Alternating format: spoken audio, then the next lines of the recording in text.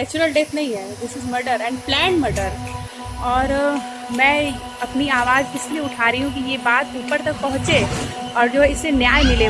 बहुत दुखी हूँ उसका सुन के। सच में ये तो 100% मर्डर है। ये किसी तरह से भी, किसी भी एंगल से देख लो। हमारे घर में अगर कल को कोई भी क्राइम होता है तो हम सबसे पहले पुलिस पर ट्रस्ट करते हैं कि हमें वहाँ से जस्टिस मिलेगा, लेकिन सुशांत के केस में जिस तरह से इन लोगों ने सारे के सारे जो एविडेंस हैं उनको मिटाया है, हॉस्पिटल्स इंक्लूडिंग सब कुछ इन्होंने इतनी सफाई से सारे सबूत को जो रिमूव किया है, तो आम जनता खुद भी डर रही है कि आज अगर हमारे घर में भी कोई क्राइम होता है तो हम किस तरह से पुलिस पर ट्रस्ट कर सकते हैं। ये गुस्सा है उन लोगों का जो सुशांत मौत मिस्ट्री का सच जानना चाहते हैं, जो चाहते हैं कि इस मामले में दूध का दूध और पानी का पानी हो जाए। ये वो लोग हैं जो सुशांत से शायद कभी मिले हों, जिनका शायद ही सुशांत से या उनके परिवार से कोई रिश्ता रहा हो, लेकिन ये सच के साथ हैं, इसलिए ये आवाज आज बुलंद कर रहे हैं। ये नेचुरल डेथ नहीं है, this is murder and planned murder. और मैं अपनी आवाज़ इसलिए उठा रही हूँ कि ये बात ऊपर तक पहुँचे और जो इसे न्याय मिले, हम लोगों को न्याय मिले, स्पेशली उसकी फैमिली को न्याय मिले, जिससे कि फ्यूचर में ऐसी घटनाएं ना हो, क्योंकि ये किसी के लिए भी हो सकता है। और मेरे हिसाब से मतलब जो लोग ये आवाज़ उठा रहे हैं उनकी आवाज़ को सुनना चाहिए, उनके साथ न्याय होना चाहिए। सुशांत सिंह राजपूत सुसाइड मामले में एक तरफ जहां लगातार नए उतार चढ़ाव आते जा रहे हैं, वहीं सीबीआई की जांच के दायरे भी बढ़ते जा रहे हैं। सीबीआई की एक टीम ने एक बार फिर से कूपर अस्पताल की डॉक्टरों से पूछताछ की है। इसी अस्पताल में सुशांत का पोस्टमार्टम किया गया था।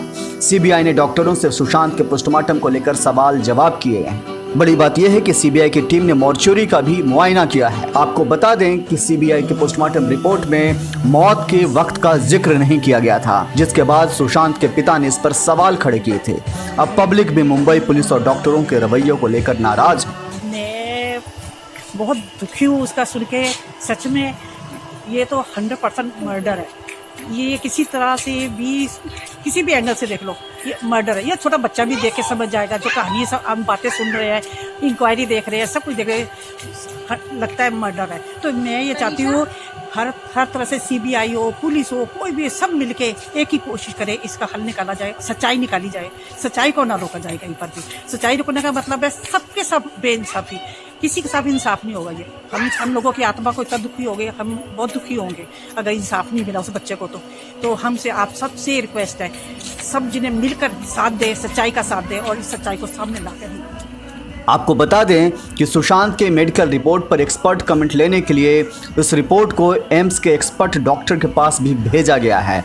यही नहीं, सीबीआई सुशांत का विसरा भी फिर से टेस्ट करवाने की सोच रही है।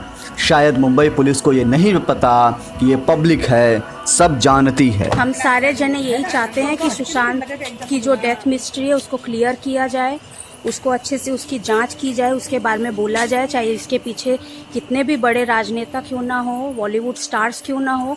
ये हम सब, क्योंकि हमारे घर में अगर कल को कोई भी क्राइम होता है तो हम सबसे पहले पुलिस पर ट्रस्ट करते हैं कि हमें वहाँ से जस्टिस मिलेगा, लेकिन सुशांत के केस में जिस तरह से इन लोगों ने सारे के सारे जो एविडेंस हैं उनको मिटाया है, हॉस्पिटल्स इंक्लूडिंग सब कुछ इन्होंने इतनी सफाई से सारे सबूत को जो रिमूव किया है, तो आम जनता खुद भी डर रही है कि आज अगर हमारे घर में भी कोई क्राइम होता है तो हम किस तरह से पुलिस पर ट्रस्ट कर सकते हैं।